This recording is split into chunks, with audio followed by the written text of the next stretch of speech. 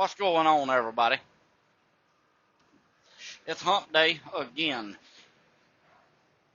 Or already, or whatever the fuck you want to call it. But, it's hump day anyway. Hey, I wanna talk about some stuff today. It ain't gonna be much drama. It ain't gonna be a bunch of that shit. And Neo, I seen your video. I haven't went nowhere. I guess everybody knows that. I just haven't made a video in a couple of days.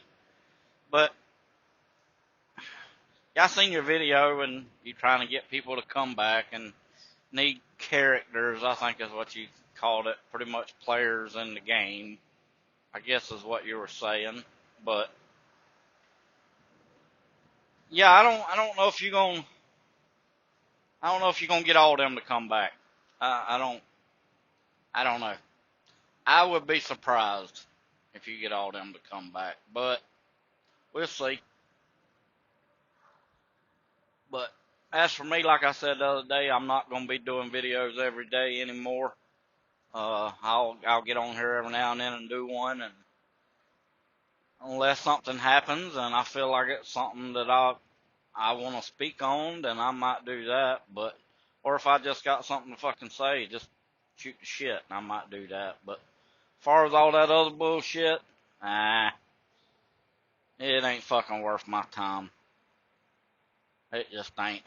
What you need to be doing, Neo, is trying to fucking recruit new people to come out here and make videos. New opinions, fresh ideas. That's where it's at. That's what I want to see. You got the same 3 or 4 people making videos every day. You learn who those are, and you kind of get an idea of what they're all about. So you pretty much already know what's going to happen. You know where they stand, what they're going to talk about, why they're going to talk about it. You just get to learn them, and you get to see the same old stuff all the time. And I think it's time to get some new meat on the table, if you will.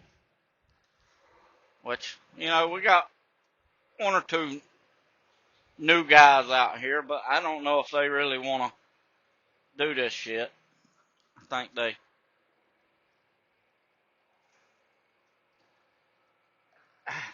they probably feel like they don't have a whole lot to talk about because there ain't nothing going on. But, part of being, if you're going to be what they call a content creator, there's a key word in that, and that being creator. It's not necessarily content, because a lot of the stuff that people talks about is the content's already been created. The content's already there. So what people does is they just voice their opinions on it.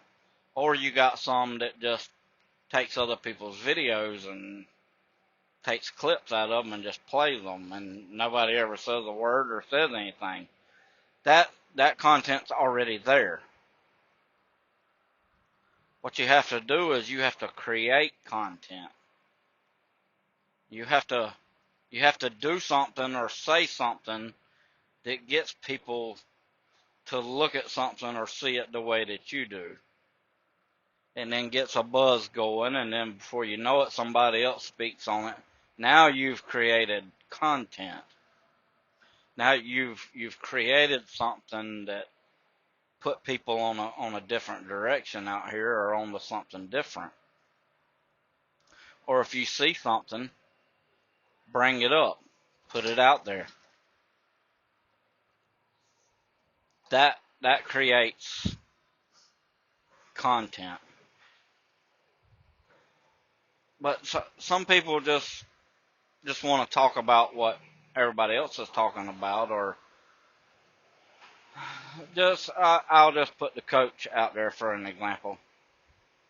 You got one person out here that makes coach videos every day, coach and Stewie and Dave and Cooper, and well, then you got the little tag-alongs that does the same stuff. They come along and make posts about it, and little shorts and clips and different stuff about the same thing. That content's already been created. But if you're that person and just wants to talk about the same stuff, then do that. But if you really want to be a content creator, create content. Do something that nobody else has done. Say something that nobody else has said. Just put it out there. See where it goes. Or if you're somebody that's scared to hit record, I mean, what the fuck? Ain't nobody gonna eat you out here. You ain't in the ocean. You ain't around a bunch of sharks. Ain't nobody gonna eat you. Just fucking hit record and see what happens.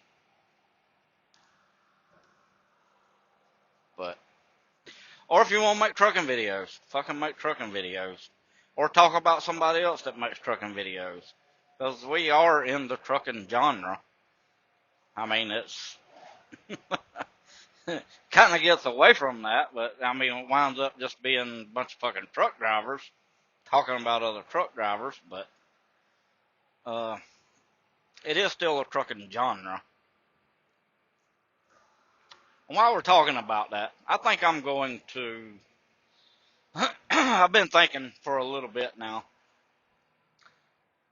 and I think after the first of the year, I'm gonna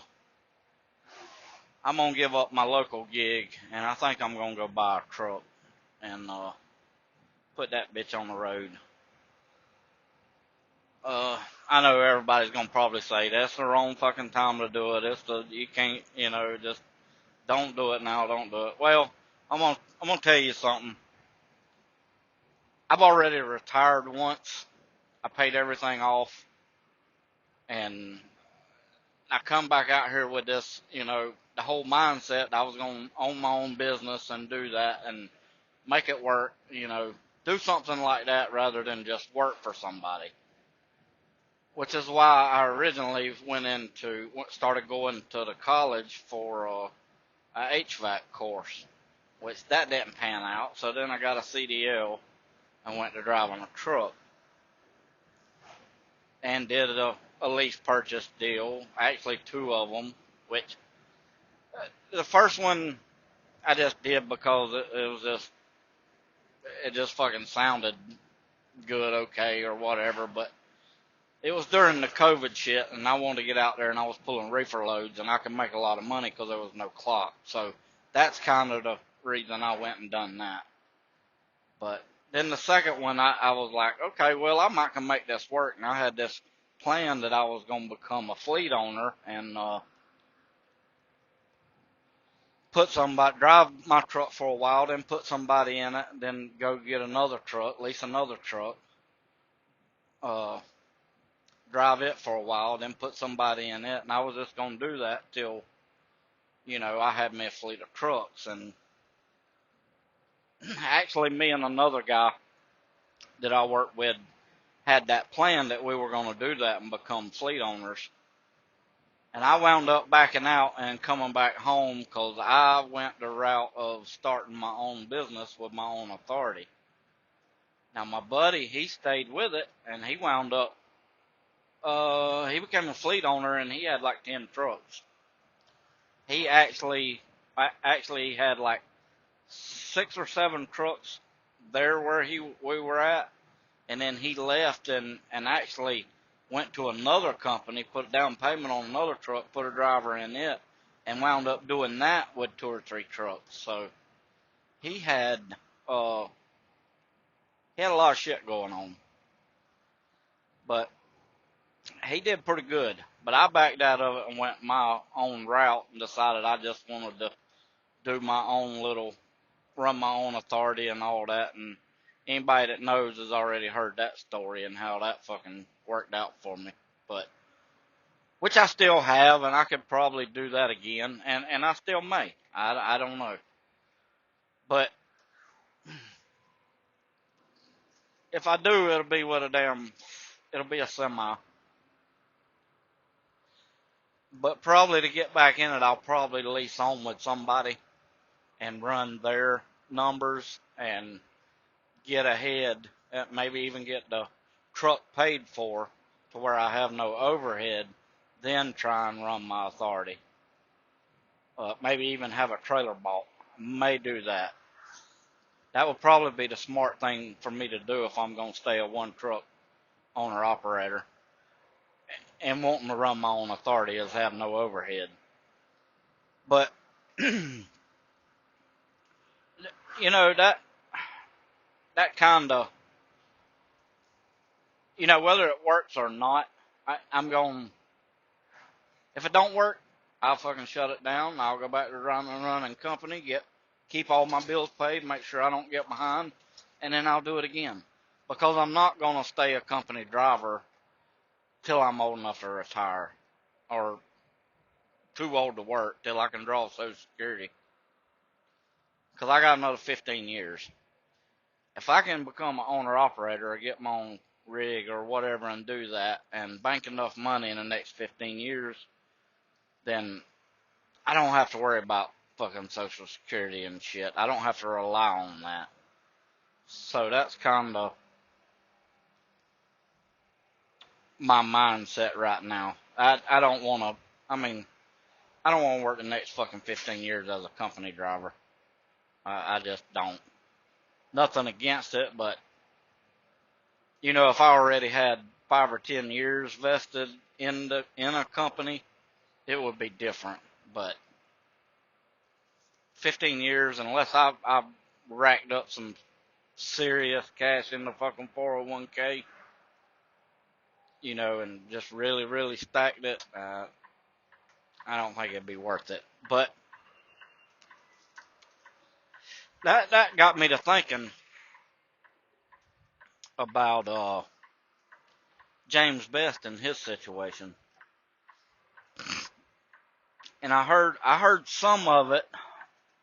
I don't want to say how much is true and how much is not, but I heard some of the things James said, and I kind of got the gist on it. But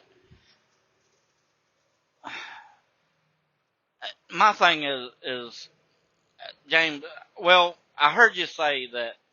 I heard you make the comment that how many people have you helped, and then when you're down on your luck, how many people have reached out to help you?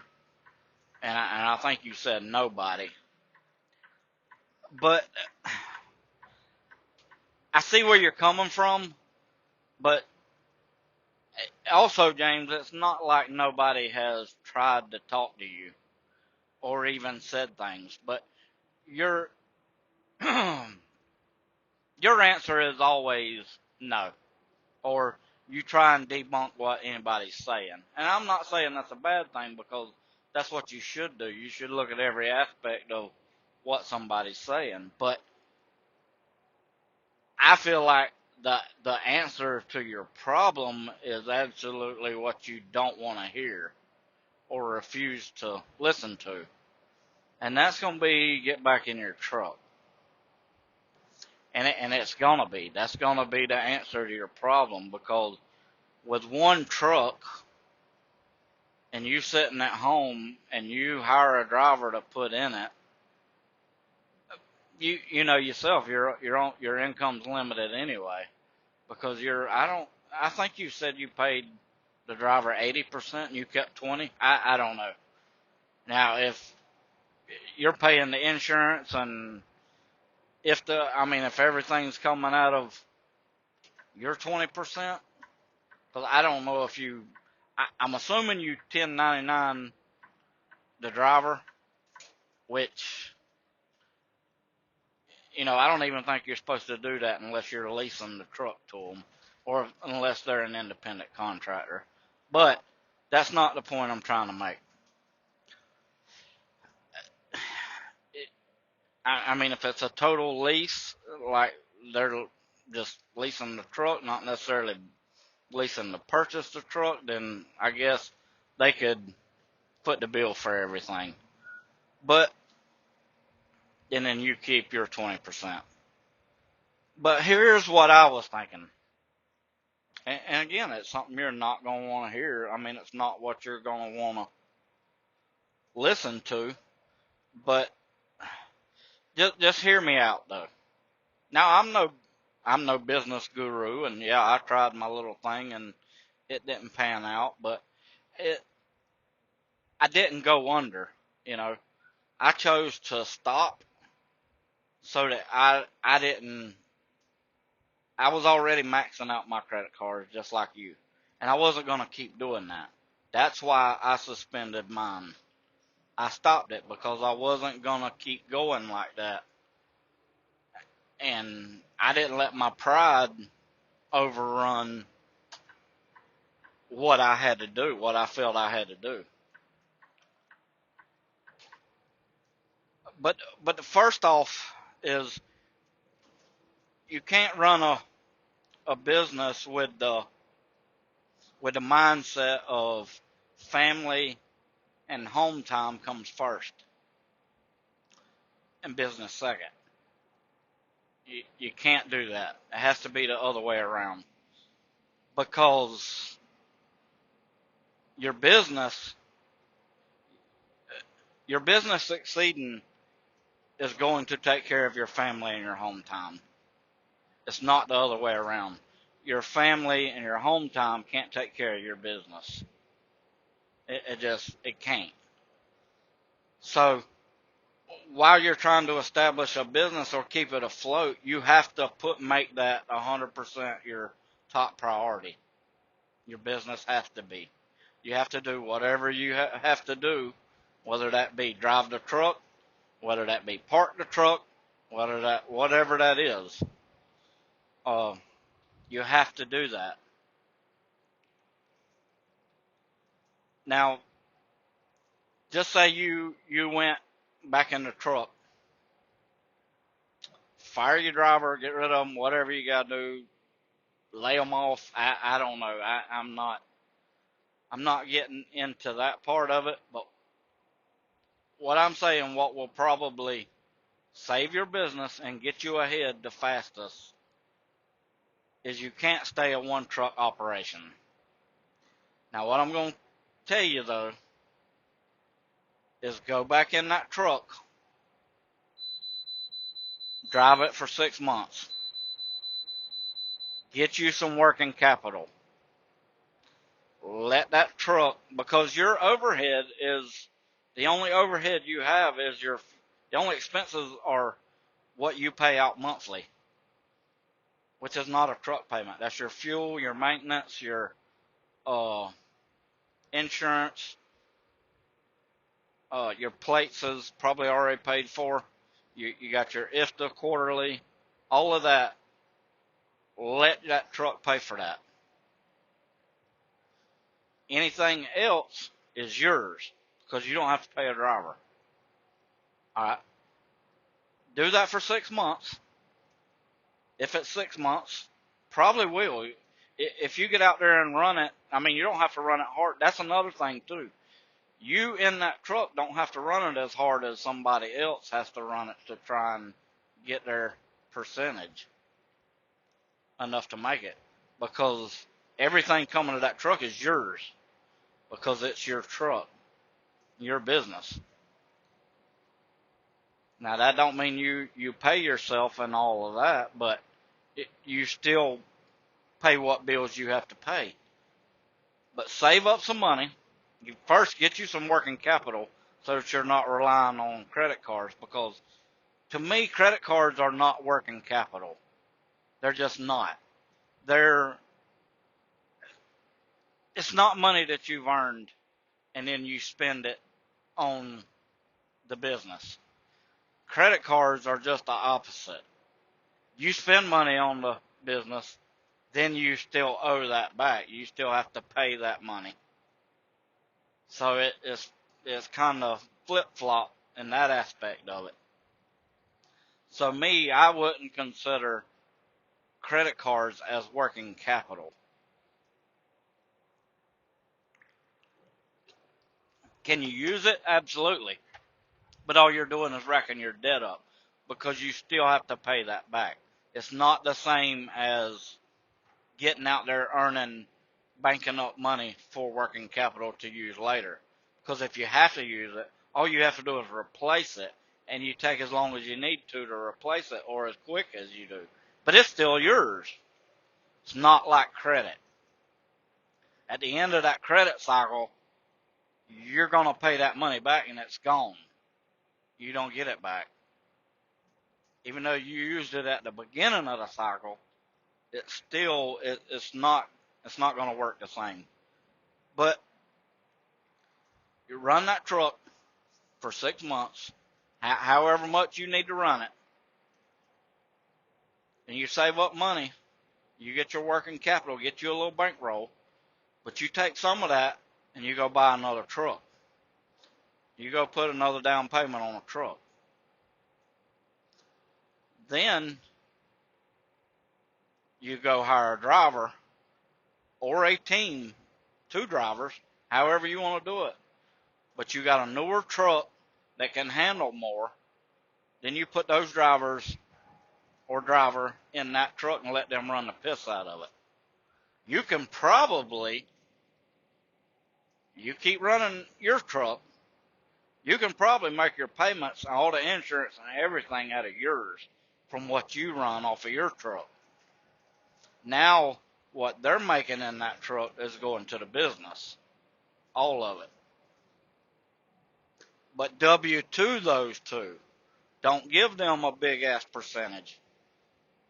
W-2 those, do it the right way. Pay the taxes on them. Get them a little insurance plan if you want to, or not. You don't have to.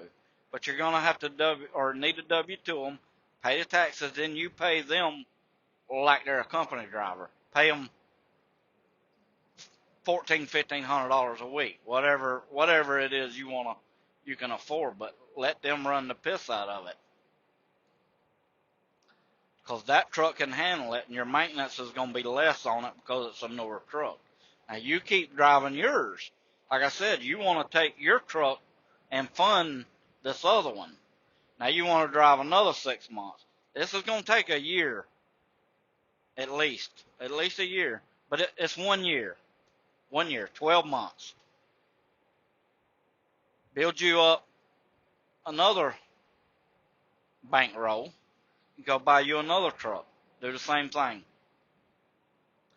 Now you got 2 trucks, put drivers in them, same thing. You got your W-2 employees. You're not paying them all what you would with the lease deal or the 1099. And you can get a CPA or a little company to help you do it, and it won't cost you that much. But you can also dispatch them, or you can let them run off a load board doing the spot market, which is what I think you're doing. Like I said, I don't have all the details. I'm just trying to fill in a few gaps from what I'm hearing or what I've seen. But now at the end of this year, you got these other 2 trucks going, and you got drivers in them. Now, if you want to stay there with those 2 trucks, now you can take that truck you're in and either sell it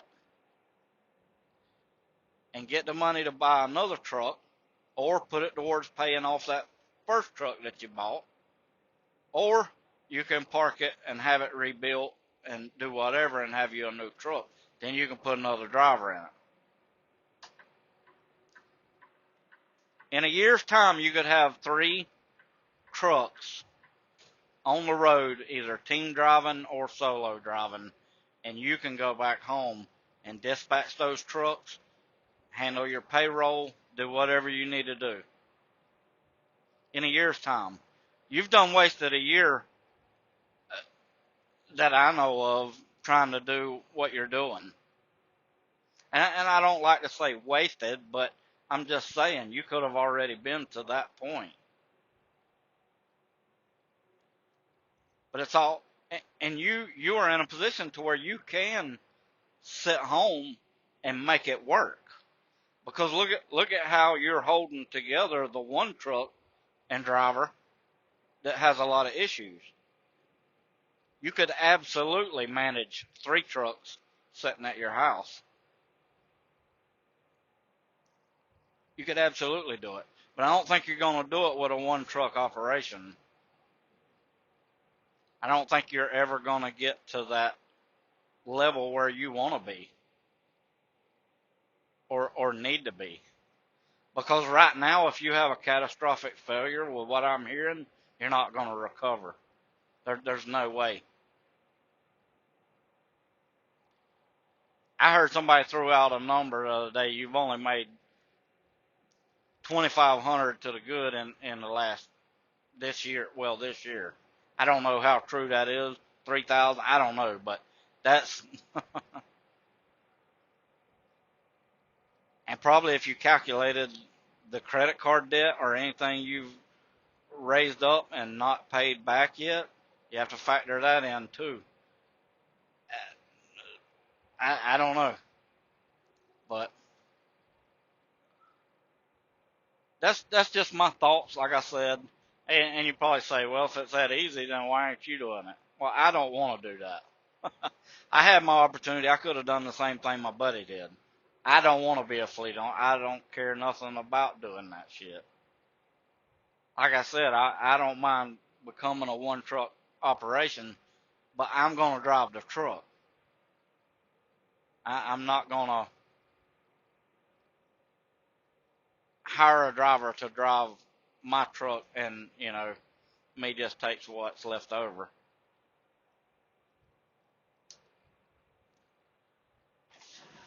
That's not where I'm at, because if I'm lucky, just say I'm making, I don't know. I guess if you could sit home and make $800 a week, that's probably good money to not do shit, but I don't know how consistent that would be, or if anything, you have some big maintenance issues.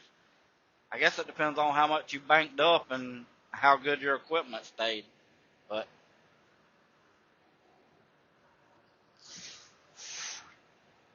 I don't know. Like I said, I guess it's all in what you want to do. I guess you would have to figure out, hey, do I want to do this shit? Is this what I want to do? Do I want to do I want to have 1 truck on the road and just uh keep going through this? I mean, if you're going to sit home and manage your truck, why not do it with 3 or 4 trucks or 5? Why not? If you're doing that anyway, why not do that? Well, I don't want the headache. I don't want the expenses. I don't want all this. You, you have plenty of time to do it. Plenty of time. And you have unlimited resources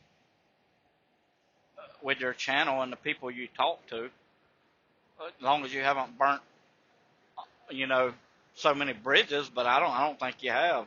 I'm sure you can reach out to a lot of people. There's unlimited resources for you out there, but you have to be willing to listen, and you have to swallow pride, which is hard to do.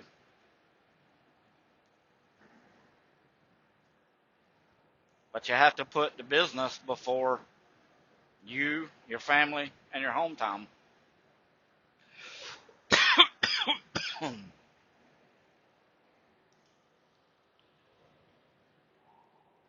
But I don't know. That's just the way. That's just the way. I don't know. Maybe it didn't come out right. Maybe I didn't say it right. But that's what makes sense in my head. And I think if I was now if you had some other irons in the fire, like you maybe you had another job, or you was doing something else, managing another business or another something, and you just had this 1 truck out there doing this, that's fine. But you're not solely a trucking company at that point. That's just it's kind of like a side hustle, you know. But if you're gonna be a,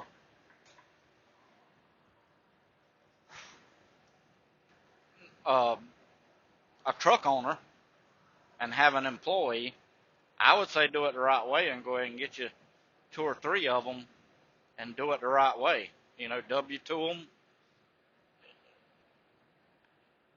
and that's how I would do it. But anyway, I'm just fucking rambling and talking. Probably don't know what I'm talking about, but I thought about that the other day, and I said, well, I could have probably reached out to him and talked to him on the phone, but I'll just put it out there. Who knows? Somebody else may want to hear it or need to hear it, or it may give somebody a reason to tell me to shut the fuck up. You don't know what you're talking about. That's okay. I can handle that too. But anyway, y'all, I'm going to get off of here and